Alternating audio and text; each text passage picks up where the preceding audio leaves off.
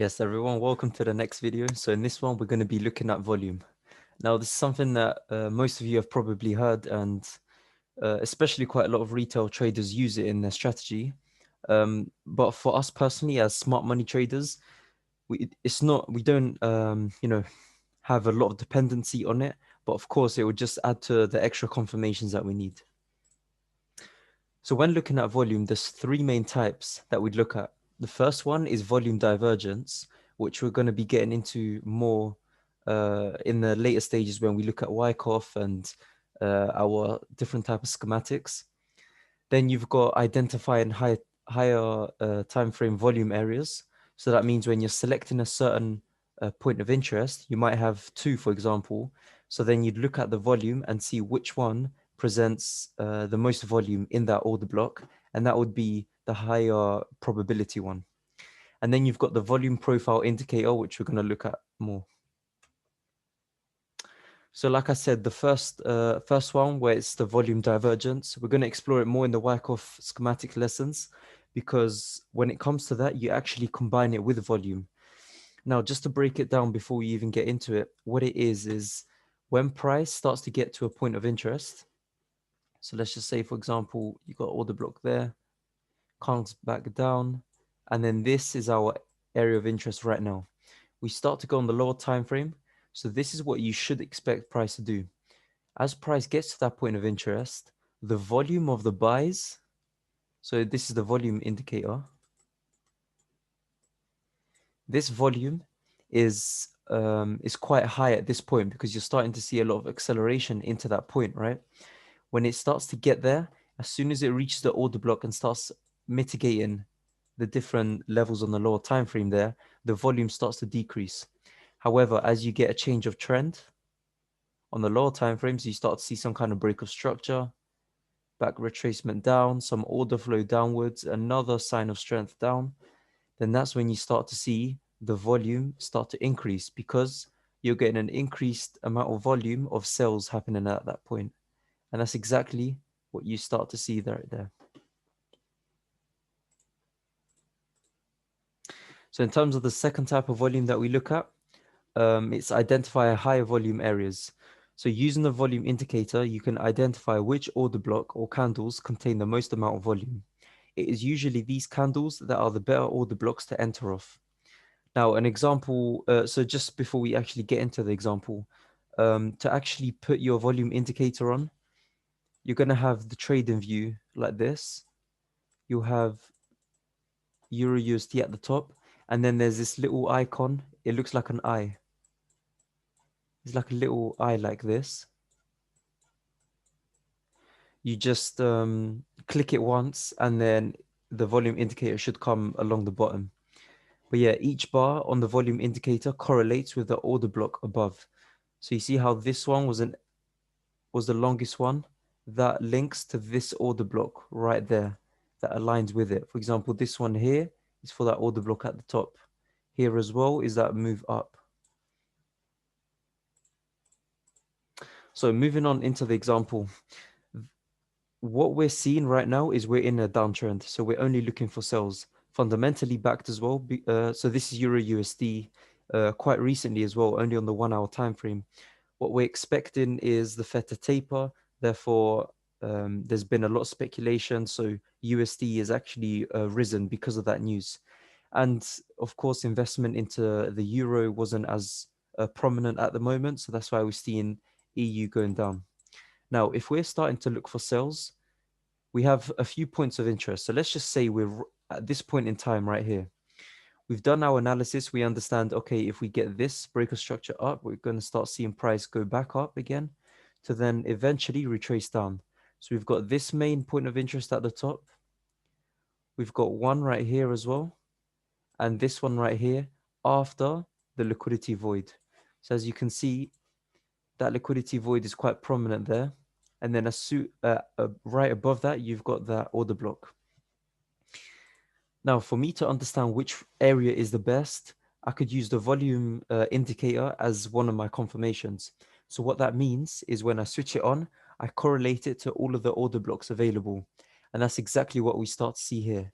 This volume right here, the longest one that we can see, It's red as well, so it's showing that it was sell-in pressure. That links up to that area right there. If we actually look at that order block, the significance of it, we mark it up on our charts. Price eventually gets there, distributes on the lower time frame, and that's exactly what we start to see. Price starts going downwards. So I would really recommend using a volume indicator, especially on the higher time frames, perhaps on the 4 hour or the 1 hour. On the lower time frames, it may be a bit more difficult because there's a lot more volatility, with all the candles and everything. So the volume indicator might not be as accurate as you'd expect it to be. But yeah, this is quite helpful to understand which order blocks to look at. They can be misleading sometimes. So just remember that market structure is more important than anything else. You've got to understand if that point does not make sense, then why would you even try sell it or buy it if you're in a buy area? Now, moving on to the last volume indicator, it's called the volume profile indicator. So what you do is same scenario as last time, but you've got a range. Right now, this is what price looks like. We're in a downtrend. This is the range we have. So we've got from one high here to the low right there, and that's where we are in price. What you would do is you would set your range. So it's like dragging a fib. You would put the fib from one end to the other, exactly the same as the volume profile indicator. You drag it from here to here. And then what would happen is the indicator actually shows where the most amount of volume has occurred. So in this case, it would be one of these order blocks right here. So you can look at, for example, that breaker block there, or perhaps the liquidity void that you see right here. And that's exactly the area that you would identify. So it presents the order blocks of the highest amount of volume profile. When you look at the charts, this is exactly what it looks like. So what you're going to have is, of course, this range, we've reached this high. We identified that as one of the lows, and we're looking for buys. What the indicator will do, it would drag the highest volume, and you'd identify that as the longest sort of bar in a way. And usually there'd be a red line that appears from it as well. This top one was manually put on as well. But yeah, you look at that in more detail. So you drag that out completely, and this is the way to use it.